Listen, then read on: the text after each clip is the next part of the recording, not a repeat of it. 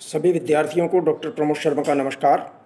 मेरा आज का ये एपिसोड और ये वीडियो एमए उत्तरार्ध हिंदी साहित्य के भाषा विज्ञान से संबंधित है। और भाषा विज्ञान का जो प्रश्न पत्र है, जैसा कि आप जानते हैं, बहुत महत्वपूर्ण होता है और उसमें विभिन्न प्रकार की टिप्पणियाँ, विभिन्न प्रकार के जो प्रश्न हैं वो आते हैं। मेरा अभी का ये जो एपिसोड है आपके लिए एक बहुत महत्वपूर्ण चीज़ है भाषा विज्ञान की।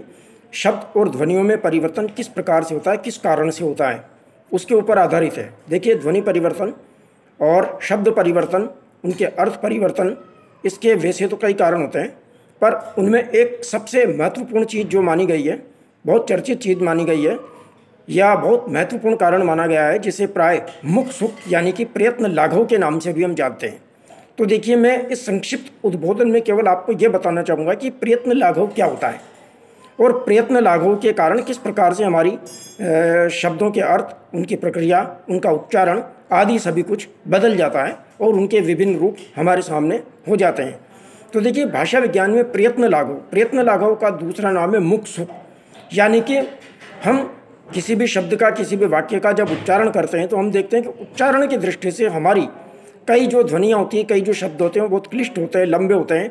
कई प्रकार की परेशानी कई बार उच्चारण में उनकी हमारे को आती रहती है। तो मनुष्य क्या करता है, अपनी चीज़ को थोड़ा सरल बनाने का प्रयास करता है। जैसे आपने देखा होगा कि कोई व्यक्ति अगर एक स्थान से दूसरे स्थान पर जाता है और वहाँ के अगर दो मार्ग हैं, एक छोटा मार्ग है, एक बड़ा मार्ग है, तो वो बड़े मार्ग को त्याग करके और छोटे मार्ग से जाने का प्रयास करेगा। मुख्य सड़क के स्थान पर वो पगडंडी से निकलने का प्रयास करेगा। क्यों? क्योंकि उसको उसमें सुविधा है, आसानी है, कम समय लगेगा। तो इसी तरीके से हम देखते हैं कि भाषा विज्ञान के अंतर्गत भी हमारी कई प्रकार की ध्वनियाँ हैं, कई प्रकार के शब्द हैं जिनको उच्चारण करने में ज़्यादा समय लगता है, थोड़ा सा उनको उच्चारण करने में हमारे को कठिनता आती है। तो मनुष्य अपनी स्वाभाविक प्रवृत्ति के कारण उनको अपने सहज रूप में उच्चारित करने का प्रयास करता है। यानी मुख सुख अर्थात मुख की सुविधा के अनुसार उनका वो उच्चारण कर लेता है। तो ऐसी स्थिति को हम प्रयत्न लाघव यानी कि प्रयत्न की संकीर्णता, प्रयत्न का तो जो छोटापन होता है उसको अपन मानते हैं और इसी को भाषा विज्ञान में हम मुख सुख के रूप में जो है जानते हैं। देखिए, आप प्रयत्न लाघव की जो विशेषता होती है कि वो छोटे रूप में ही नहीं बल्कि बड़े रूप में भी हो सकता है। अभी मैं आपके सामने कुछ उदाहरण प्रस्तुत करूँगा। जैसे उदाहरण के लिए मान लीजिए हमारे यहाँ एक शब्द है पंडित जी, पर इसको पूरी तरह हम पंडित जी हमेशा ही नहीं बोलते हैं। प्राय सामान्य लोग उसको पंडित जी के रूप में, छोटे रूप में बोल जाते हैं। किंतु कई बार हम देखते हैं कि ये जो प्रयत्न लाघव है वे छोटे रूप से थोड़ा बड़े रूप में भी होता है।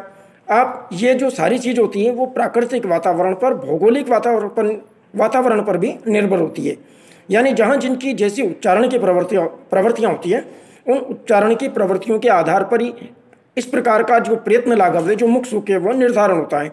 हम देखते हैं कि उत्तरी भारत के जो कई इलाके हैं, मध्य भारत के जो इलाके हैं, पूर्वी भारत के जो इलाके हैं, उनमें हमें ये प्रवृत्ति देखने को मिलती है। जैसा मैंने आपको बताया कि हम पंडित जी को पंडित जी के रूप में, छोटे रूप में बोलते हैं, या मास्टर साहब को मार साहब बोल के रूप में बोल देते हैं, कंपाउंडर को कंपाउंडर के रूप में बोलते हैं, डॉक्टर को हम डॉक्टर के रूप में बोल देते हैं। तो ये जो सारी चीज़ें हैं वो हमारी मुख सुख यानी प्रयत्न लाघव का ही उदाहरण है।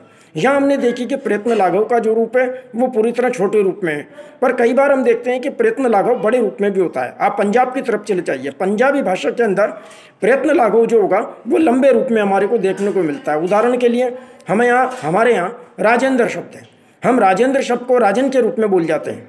यानी उसके पूरा आधा न और जो द के अंदर मिला हुआ जो र है उसको हम प्राय उड़ा जाते हैं और राजन या राजन के रूप में जो बोल करके रह जाते हैं। किंतु इसी राजेंद्र का उच्चारण आप पंजाब में चल जाइए, वहाँ राजेंद्र है पूरा लंबे रूप में मिलेगा। इसी प्रकार से धर्मेंद्र को हम धर्मेंद्र करके रह जाते हैं, किंतु वहाँ पर धर्मेंद्र पूरे रूप में यानी और ज़्यादा जो उसका उच्चारण है वो लंबे रूप में हमें देखने को मिलता है। तो देखिए, भाषा विज्ञान की दृष्टि से हम इसी चीज़ को प्रयत्न लाघव अथवा जो है मुख सुख के रूप में मानते हैं। और ये भाषा का जो परिवर्तन होता है उस भाषा के परिवर्तन के अंतर्गत अपनी महत्वपूर्ण भूमिका निभाता है। यानी ध्वनि परिवर्तन में भी अपनी महत्वपूर्ण भूमिका निभाता है। और ध्वनि से हम देखते हैं कि वर्ण अक्षरों का जब निर्माण होता है, शब्दों का निर्माण होता है, तो उनके अंदर भी अपनी महत्वपूर्ण भूमिका निभाता है।